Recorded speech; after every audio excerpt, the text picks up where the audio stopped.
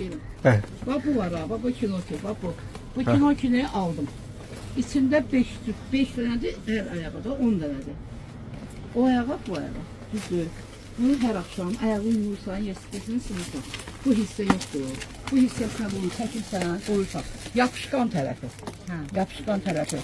O qara tərəfi yox, o yapışqan tərəfi, ağ tərəfini alta qoyursan. Düzdür. Çəkirsən.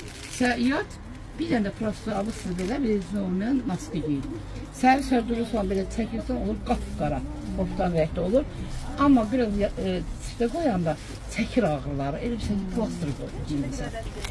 İnanırsan, bunu eləyirsən, tutarır.